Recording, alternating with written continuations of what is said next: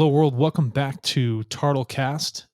In the great interest of time and our special guest here, Daniel Burrus. If you don't know him, you should, because as I was talking to him before this, he's like the Nostradamus of technology and where the world's headed. And because of how many times he's gotten it right, he's considered one of the world's leading futurists on global trends and innovation. So, Daniel, thank you so much for joining us here on TartleCast. Oh, it's really a pleasure. Thank you. Oh, most definitely. Most definitely. And by the way, beautiful backdrop. Just want to rehash that again for everybody. If you're watching this on video and not hearing it, San Diego's quite a beautiful place. I love San Diego. It's usually blue back there, so that's good. Seldom rain. Yeah. Unfortunately, we could use a little. Anyway, blue enough for all. So yeah. here's how I really want to tee this up. When we are looking at technology, especially in the perspective that Jason and I share and the rest of our company, is that technology has evolved at such a great pace. It's had this wonderful hockey stick effect.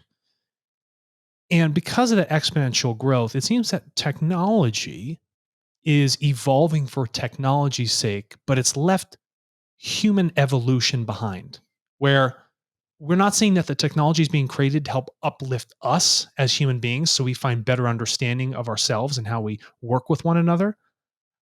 How do you see that actually moving into the future? Do you think that trend will continue, or do you actually see technology coming to help bridge this gap that's been missed and bring humans up with the hockey stick itself? Well, great question. Thank you. Well, technology is a thing. It's not good. It's not evil. It's there Mhm. for us to use. You can use the same technology to cure cancer as to give cancer. So the key is we can let technology shape our future for us, which I don't like, or we can decide to use the new tools as well as the old tools of technology to shape the kind of world we do want. So if Mm. we want a more humane future, if we want a more enlightened future, if we want a more engaged future, and that is abundant for all, we hope is not a strategy. Instead, I like hope, by the way. Hope is a wonderful thing, but more than hope, I would like to take these new tools and use them to create that more relevance if you're in business, because you're either going to be more relevant or less relevant. You can't coast. You're either going to be the disruptor or the disrupted. You can't, well, you can coast, but remember, you can only coast downhill and there is a bottom. Unless you're going to the core of the earth, right? Yeah, well, some people do get down there, you know? No. Depends on the tunnel digging machine you have. Yep. So do you have like an example of a tool that we're currently using that is really changing that dynamic of human evolution and technology itself? For when I think about this, like you said, technology is neither good or bad. It's just how we choose to use it. Yeah. We're over here, fortunately, in New Mexico, and this is where the atomic bomb was really developed. And then from that, the Santa Fe Institute, blah, blah, blah, where we split the atom. And with that, a weapon was created. But at the same time, there were many other things that came out of the military industrial complex that were actually quite beneficial to society. But, the technology happened in the fact of elevating the technology first, but then, you got MRIs, you got CAT scans, certain aspects of nuclear medicine, all these other things. So, do we have any examples today where because technology has now grown so much that it's helping bridge that gap, fix that dynamic we're currently seeing? Well, yeah. I mean, when, first of all, it's hard not to be optimistic about the future. Now, I know a lot Mhm. of people aren't. And the reason is they're watching too much news. Right. What I mean by that is there's a mountain of opportunity that's as solid a mountain as any granite or any other kind of mountain out there, but it's fogged in. The fog is news because bad news sells, good news doesn't sell. And if there's no bad news, well, you know what? We'll give you the anniversary of bad news. So what you need to do is to blow away the fog and get the news you need. In other words, see the real amazing opportunity. So an example, I mean, let's face it, we put a man on the moon in the 60s. In Right. the 60s. I don't know if you've had a chance to go to the Smithsonian or any of the places where they have the early I have. capsules that went to the moon and you look at the controls. And they're big knobs that you turn. There aren't digital displays, and it's like, holy cow, they went there in that. It's looked like an old-fashioned bucket. Well, in today's terms, it was. But and when you look at what Pfizer and Moderna did when we put humans to work on a global scale with money, kind of like what you were saying we did when we developed the atomic bomb. We put our best thinkers together with funds because we're in the middle of a major war. When you put people together that are smart, especially on a global level, and there's money to fund it, you know what? There's not a problem we can't solve. There's plenty of history to prove that. Again, can't help but be optimistic. By the way, for those that are pessimistic out there, the reason pessimists never really do anything is because they already know it's going to fail. Mm. Uh, that's what a pessimist does. Well, it's not going to work anyway. Why bother? But that's why entrepreneurs tend to be optimistic. So I think there's plenty of reasons to be that way because, and I'm going to give you what I want us all to keep in mind. There's more opportunity right now than any other time in the history of the human race, because technology lets you do things that were impossible. In this case, just a couple of years ago. And 2 years from now, we're going to be doing things that are impossible today. Now, one of the things that I've done is found a way to make those visible, those invisible things visible, so that we can see them. And I've got a methodology for that, which I'd love to talk to you about if that's where you want to go.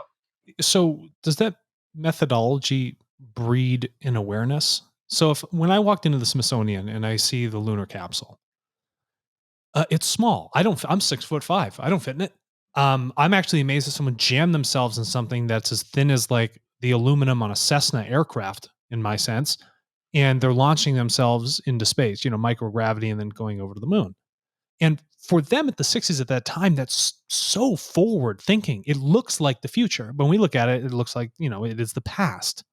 But we're in the future now. So what's the methodology of mindset that gives someone that sort of growth, starter, futurist, technology driven, very opportunistic mindset in the positive sense? Is that what your methodology drives individuals towards, or corporations? Well, absolutely. It's really a methodology. I mean, a couple of things. First of all, I think the two most important moments in a human's life is the day you're born and the day you find out why you were born. Mm. And I'm fortunate that long ago I found out why I was put on the planet, and that is to teach. So rather than just give people trends and say good luck, I like to teach them how to be better at anticipating versus reacting, at shaping the future versus letting the future unfold for them day after day and wondering why it isn't getting better. Yeah. So it's more of an active involvement. So just a brief history. I started out teaching biology and physics, so I only share that to say I've got a science researcher background. I actually directed the first federal research grant as an undergraduate, so I'm a research guy. Hmm. And then I taught for a number of years, had an idea for an airplane design that was radical and new, and did that. And in the first year, I had, as a test pilot, by the way, my own thing. Uh, and in the first year, I had 37 national locations. I started another company, another one, all of them pushing boundaries, doing a lot of innovation, using new tools, new tech. But I got to a point where I was, unlike being teaching, I was making money and I was being an entrepreneur, which I love, but I missed the teaching part. So I sold those companies, and 38 years ago started Burrus Research, which is a research company, but as you might know, I've given 3,000 keynote speeches. I've written 7 books that thankfully have been bestsellers, thousands of articles. I'm teaching. That's why I'm here, by the way. I want to not just tell, I want to teach. So what I developed back when, and I'm talking 1983, and you brought this up a little while ago, so let me just tag on to it, Go and for it. that is the exponential growth of technology. And so in 83, whoa, a long time ago, when I started Burrus Research, I did a global research on all the innovations in all areas of technology: genetics, robotics, artificial intelligence, neural networks, all this stuff, fiber optics. By the way, it all existed in early forms back then, and came up with what I called the taxonomy of high technology. It was a list of 20 technologies that would exponentially grow in a amazingly predictable manner. By the way, on that list was the internet. This is 83, remember. On that list was fiber optics. On that list was genetic engineering. On that list was neural networks. I mean, if you look at the list, you'd say, "Wow, it's still there." So what I did was I use that as, think of those 20 as the mothers of the technological future. And they will give birth to all the bouncing baby tools going forward. If you know what the mothers are, you get an idea of the lineage. And I applied biology to that, putting a taxonomy together.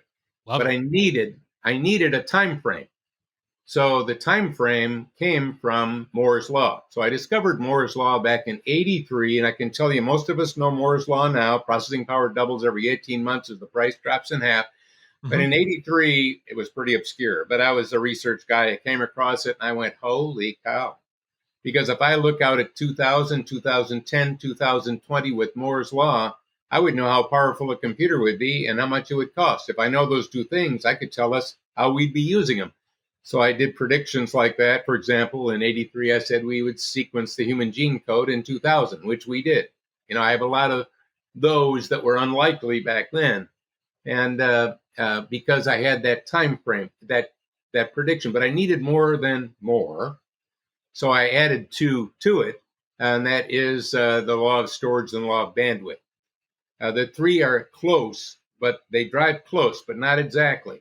So when you put bandwidth, storage, and processing power, which is no longer, by the way, processing power that's tied to the chip, now it's computing power tied to the ecosystem in the cloud, Hmm. which has a lot of exponential to go, by the way. And then you got the pandemic, which drove a lot of those beyond exponential. I'll get to that in a little while. So we went way beyond exponential. And you have a predictable path. So, for example, after 4G, we've got 5G. Is that it? No.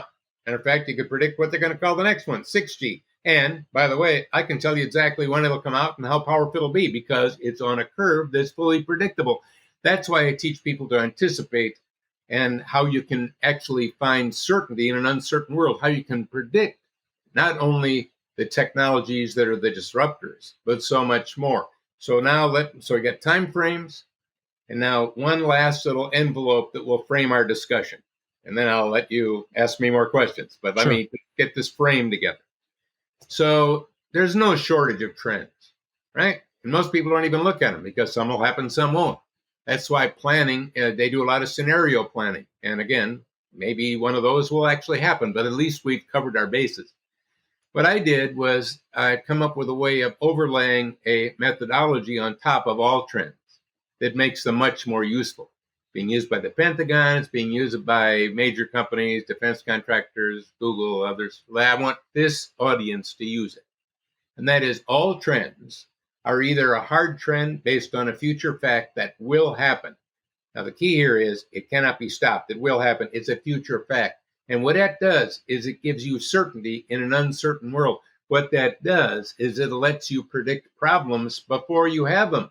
So you can Hmm. pre-solve them instead of having them and saying, I knew that would happen. And by the way, why did we let it? Anyway, now we can see the problem and pre-solve it or let it play out. But we have a choice. We can see disruption before it disrupts, allowing you to have the choice to be the disruptor or the disrupted, because as I said earlier, there's no middle. And the other thing I'm implying here is that a trend by itself has no power. Frankly, it's boring till you tie an opportunity to it. So I gave you two things here, two types of trends. I'm going to name the second one in a second.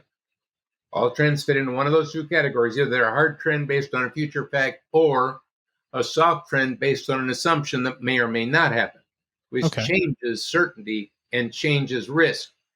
Both have to be tied to an opportunity. By the way, what's the opportunity of a soft trend? Don't like it, you can change it. So Hmm. I just gave you a quick example before. After 5G is 6G, followed by 7G in a predictable path. We're putting more and more in the cloud. Was the cloud getting full? No. And AI, some people don't like the future of AI. Well, the future of AI can be determined by us, but you're not going to slow the exponential growth of AI. We have to determine how we're going to use it. And then soft trend. Quick example, so you know what I'm talking about. U.S. healthcare. Costs have been going up for a long time, like crazy. By the way, that's a trend. Is that a hard trend or a soft trend? Well, if you assume it's a hard trend, notice it's an assumption, uh, then you just try to figure out how are we going to pay for the mess the baby boomers will cause as they get older, because we know it's going to be more expensive. Hmm. But if we realize it's a soft trend, and you could use blockchain, and you could use all these different tools to bring transparency and trust and more competition and lower prices and redefine the system, you could bring costs down. So when you realize what is hard and what is soft, you realize what you can change and what you can take advantage of. So two types of trends have to be tied to an opportunity. And when I look at that beyond exponential growth, when I look at what we're at right now, we're at the base of a mountain of opportunity. We just got to What happens, Daniel, whenever you have a disruptor that you didn't anticipate, like COVID? Well, that's a good one. And that is that COVID was pretty easy to anticipate. It didn't come out of nowhere. Back in December, now again, I am an advisor to the Department of Defense and the DoD, and I have some access, but and I do, I'm working with government things. But back in December, when it was already hitting China, satellites could pick that up. Satellites actually detected high amounts of smoke, which is the kind of smoke that burning human corpses is, because there were so many human corpses being cremated because there were so many dying. And you could see all of the caskets and all the stuff going on. So in January, it was known, not so much to the public, but it was known that this was big and it was global. And because people fly all over the world, it would spread. And we also knew it was airborne. And again, I've done a lot of work with healthcare. And when you know something is airborne, you know that it travels around the world and it can travel quickly. As a matter of fact, we knew that it would multiply by 3 to 4 times every 7 days if we didn't lock down, wear masks, do the kinds of things that we did, which some countries did and some countries did less well. So anyway, here's the way I'd like to explain it. We call this a black swan event, right? Nassim Taleb call this a black swan event. So here's what I'd like you to imagine. Imagine yourself right now on the shore of a nice sized lake, and there are swans and other birds on that lake, and near you are a whole bunch of white swans and other birds. On the distant shore is some white swans, but there's also a black swan swimming right towards you on the distant shore. Now, some people are going to notice it. Most of us aren't, because we're looking here, we're not looking there. And that swan's heading for us. And at some point, it's visible and we can all see it. And by the way, at some point, it's right here. So when we know where to look and how to look, and we realize the swan is indeed getting closer, it's not swimming that way, it's not swimming that way, which we did know quite a long time ago, we could have done some things to stem the tide quite better. That makes sense. So again, black swans, how black are they? Really? Well, they're black, but you can see them when you know how to look. What I'm about really is trying to get people to not just be reactionary. And by the way, agility is fast reactionary, because everybody's jumped on being an agile corporation, agile innovation. But remember the definition of it. And that is agility is reacting as quickly as you can to a disruption after it disrupts, as quickly as you can to a problem after it occurs. And by the way, I like agility. You need to be agile. You can't predict everything. However, there's 2 sides to this strategy coin. What I'm bringing to the world is the other side. Anticipating disruptions before they disrupt. Anticipating problems before you have them so you can pre-solve them. And when you see those things and you make that invisible visible, you have huge opportunities. So this is interesting here. When I think of like a hard fact or like a hard trend, yeah, I know that human beings will continue to be here. They will continue to exist. I know that they will continue to make more technology because we're just an engineering civilization. And I know that the basis of that with computer technology will continue to advance and data will be that key driver.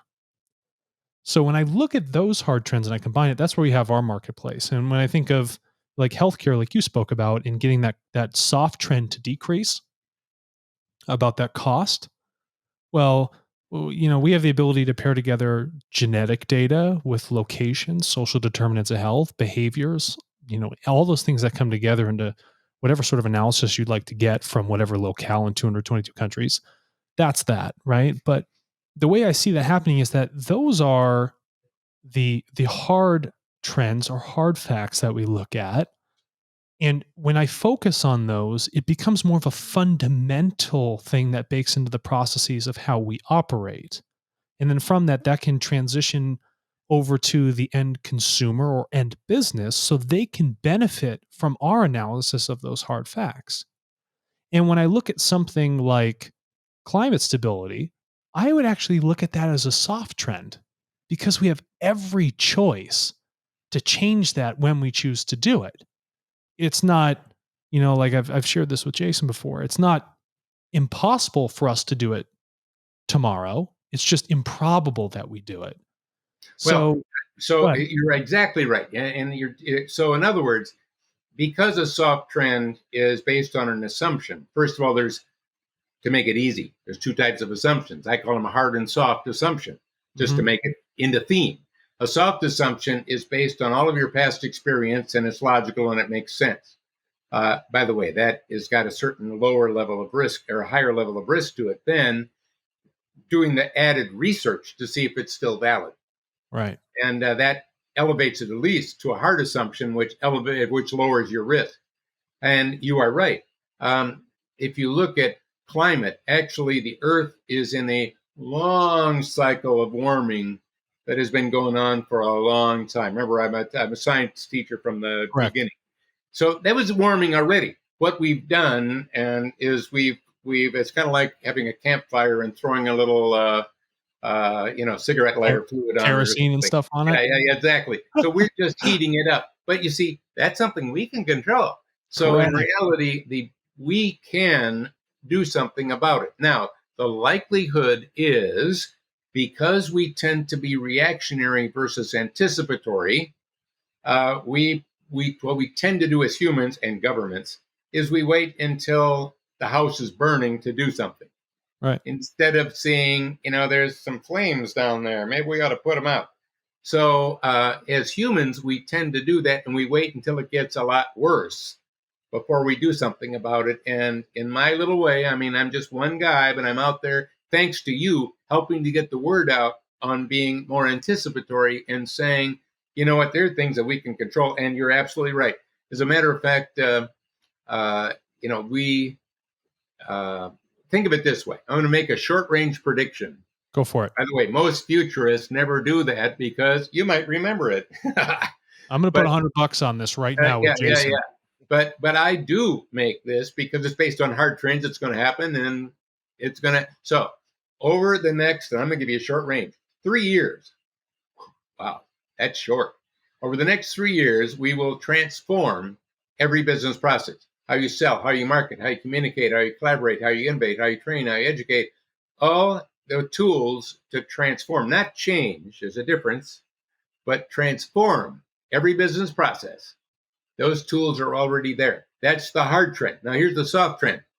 Will you transform them in your business? Well, Mm, that's soft. You that's the may or may question. not do that. That's up to you. What I want you to know is there's a choice. Disruption is a choice. And you know what I'd like people to do is to be positive disruptors of themselves and of their own business. You see, we see disruption as negative because it happens to us, and now we got to do something and put out fires and crisis manage once again. Yeah. But what I'm suggesting is that using this hard trend methodology, and you can see the disruptions coming, what you can do with that is become the positive disruptor. For example, the founder of Amazon, does he see disruption as negative? No, it's all the people he's disrupting. We Right. can do that. We can do that. I've done that with 7 companies. We can all do that. And so, what I want us to do is become positive disruptors, creating the transformations that need to happen to increase your relevancy, to increase your sustainable growth, and to build a better life for yourself, your organization, and for all the people that you serve. So that's spot on, right? And I love the value prop in that. And so if I'm looking at this total picture of what you're talking about here, and I'm going to make a bridge to a company, Kodak. Yeah. You talk about the black swan. It's on the other side of the lake. Now, I've never seen a black swan. I don't know how to identify it. It might not even show up in my mind, but I know the white swans and everything else, right? The founder of Kodak wasn't actually interested in photographing technology. His research was funded on how the eye and the mind perceives objects. And what he did is he looked back to the early conquistadors and then the tribes of the coasts of Central America and the northern part of South America, where they did not see the ships, even though it was right in front of them, because they didn't have a conscious frame of reference for them to actually see it. So it's essentially invisible, even though you have this huge wooden ship from Spain sitting right in front of you. But then the thing is, it's there. So, how is it that we can train human beings and corporations to be aware of what they have no frame of reference for right now? How do you build self awareness to look for things you typically wouldn't look for that are so new to you? Well, that's another great question. Now I know why you have such a great show, because you ask really good questions. Thank you. And because, you got to pull things from me that Yeah. can be useful. So, first of all, it's all about mindset. Again, in my work around the world and all the people that I've worked with, which, is over 38 years, it's a lot. What I've come to realize is it's all about mindset.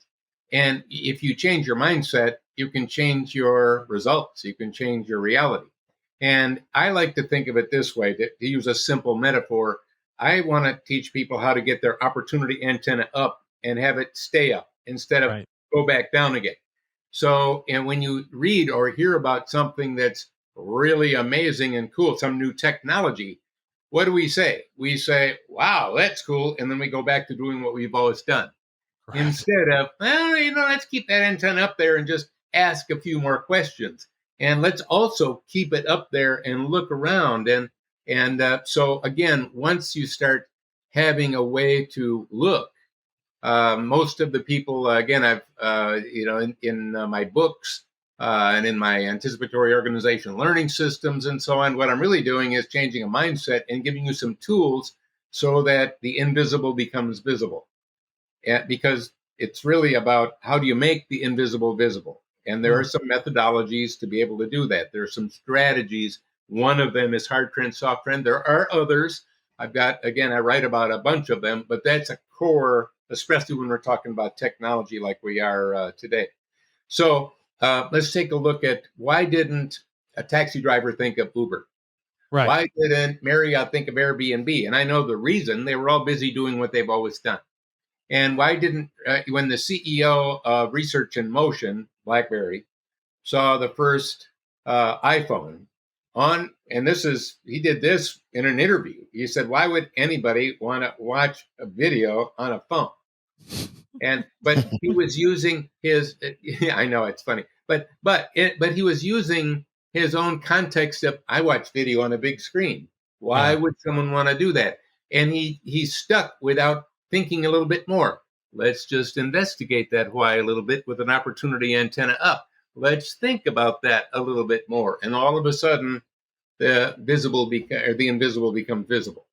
So it's really take that it's the why based approach then, right? So if we're trying to make ourselves visible, I'll use a personal example, and you shared this, and I hope you don't mind.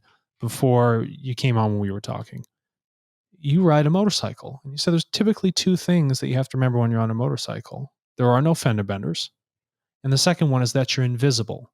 So then I would ask you something, Daniel. In your own personal life, how do you make yourself visible on the motorcycle? Because I think this is a metaphor that will also work for everything else. Well, that's a great question again. And I think that it's kind of similar to, there's a difference between um, having a lot of followers and being a thought leader. Mm. Uh, and it's the same kind of question. And here's the answer I give you. I was giving a commencement speech not long ago to a large, group of people getting various degrees, and one of the things that I shared, I think is relevant to your answer. And I'm sure it freaked out all the parents when I said it, and all the teachers and everybody, because I said, I don't want you to focus on building or on living a successful life and being successful. And I kind of let that sit for a second. And I'm sure they're going, oh, gee. And I said, because success, the reason I don't want you to do that is because success is all about you. It's about how many degrees you have, all your plaques on the wall, how much money you make, the level of job that you're in, how cool your house and your cars are. It's all about you. What I'd like you to do instead is to live a significant life, because significance is not about what you do for yourself. It's about what you do for others. And if you can elevate your personal significance, if you can elevate your organizational significance, if you could elevate that and keep elevating it, you know what? You'll find yourself being a lot of really successful. So ask yourself if you're a successful company right now, because I know we've got a lot of C-suite people watching this or listening to this. Ask yourself, you probably have a successful company. Is it significant? Maybe you're a successful dad. Yeah, but are you a significant father or mother? Are you a significant brother or sister? Are you a significant employer, or are you a significant employee? Some of you may be a student going back to school. Or are you just trying to be successful, or are you trying to be significant? So as someone who's doing something significant won't just have a bunch of people that are following them. They will indeed be a thought leader. And if we're building significant companies, you know what's going to happen? We'll be using technology, I think, in the right way, because I think humans can rise to any occasion. Wow. And in a full circle approach, I think that answers that initial dynamic that I'd asked at the beginning of the episode. Well, Daniel, this episode has been significant. The insights have been significant. And I think the realizations for those who listen and pay attention will be significant. And for them to find out more, purchase more of your books that you have written because they should be supporting you and your significant mindset, where would they go to do so? Well, all the books can be on Amazon or in bookstores, but you could to find blogs. And because again, I write a blog a week. I've been doing that for decades, and you can search a lot on that. Or to find any of my learning system, anticipatory organization, anticipatory leader, you could go to Burrus, BURRUS.com, and you can find whatever you would like. And tell you what, I'll do one other thing that people can have an option to do if they'd like for this show. Because I believe in my latest book, The Anticipatory Organization, so much, I would give anyone in this audience a free, get this, hardcover copy. I didn't say Nice. digital copy of the book. You'll have to pay a couple of bucks for shipping, but when you look at how much the shipping is, you'll see that I'm not making money on shipping, because I know you're not only going to like it, you're going to tell a friend, and then I will make some money.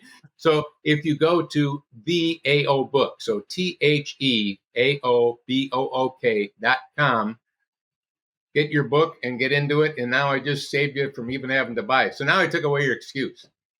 I want to ask one last question, because this is so interesting, and it's something that you just kind of skipped over, but people need to understand this. You just said you wrote a blog a week for decades. Yeah. Oh yeah. I surprised myself. The other day on LinkedIn, because again, I've got as I told you before we got started, I'm just under 1.3 million followers, and I publish there every week. I've been doing that since 2010 or something like that. And I just kind of looked at just the titles of the blogs, and I think it was, and then I printed it out just to see how many I had, and it was like 8 pages that were typed of blogs. And see, a book versus a article or a blog, because I have newsletters and so on, they're different in this form.